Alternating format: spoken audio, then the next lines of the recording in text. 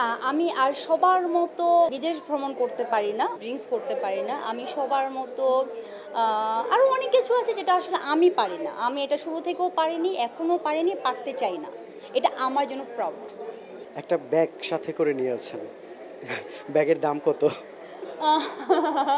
Sorry, আমি আসলে price মোটেও বলবো না। কারণ আমার কাছে মানে এটা আসলে মানে ঠিক না। কারণ এটা কেন বলবো? একটা ট্রেন্ডি সময় চলে আসছে। জায়েদ খান সবকিছুর দাম বলে।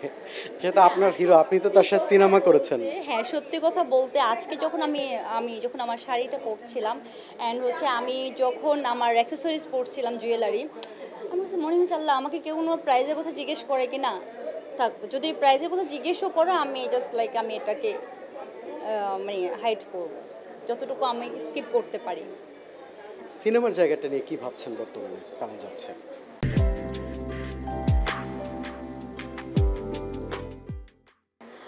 সিনেমার জায়গাতে আসলে আগের মতো আসলে মুভি তো এখন ওইভাবে কাজ হয় না। টুকিটাকি তারপরেও চলছে। আমার হাসব্যান্ডের ২ টা মুভি, আর বাহিরেরও ২-৩ টা মুভি চলছে। আর এখনকার যে মুভিগুলো আসলে মানে কাজ করে মানে থাকে না যে হচ্ছে আগের মতো যে একটা স্পিড ছিল সেই স্পিডটা পাই না। আর হচ্ছে এছাড়া আমি নাটক করছি। আলহামদুলিল্লাহ। আপনার আমি একটি ইন্টারভিউ দেখেছিলাম। আপনি ওখানে খুব অকপটে বলেছিলেন যে আপনি খুব স্ট্রেট ফরওয়ার্ড, খুব লবিং করে ডিরেক্টরদের সাথে ম্যানেজ করে চলাটা আপনাকে দিয়ে হয় না। এটা আসলে এখনকার সময়ে যারা কাজ করছে তাদের কতটা মেইনটেইন করে করতে হয় বলে আপনি মনে করেন? আসলে আমি এগুলো হয় কি ম্যান টু ম্যান ভেরি করে। আমার কাছে যেটা মনে হচ্ছে আমি স্টিল মানে আগে থেকে নিয়ে স্টিল এখন পর্যন্ত আমি এগুলো একদম নিতে পারি না। আমার কাছে মনে হয় আমার যদি কোয়ালিটি থাকে তাহলে আমার কোয়ালিটিতে আমাকে কাজে ডাকবে। আমার কাছে মনে হয়। সো আমি কোনো মানে লেয়াজু মেইনটেইন করে কিংবা কন্টিনিউয়াস কোনো কিছু আই ডোন্ট লাইক অ্যান্ড কি বলবো আর? আপনি জয়ের একটা শো হয় পরিচিত ৩০০ সেকেন্ডে আপনি গিয়েছিলেন। আপনার অভিজ্ঞতা কেমন ছিল?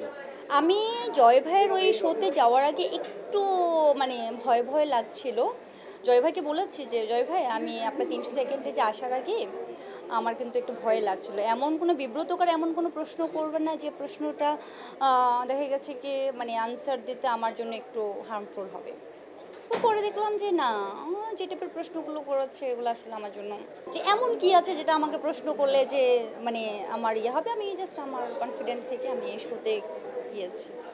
এমনিতে তার শো এর অভিজ্ঞতা তাহলে কি ধরে নেওয়া যায় মোটামুটি ভালোই আপনার ছিল? আমি জয় ভাই ৩০০ সেকেন্ডে গিয়েছি অ্যান্ড ১৩ টি প্রশ্নতে গিয়েছি। সো ২ টাই জয় ভাই ছিল আমার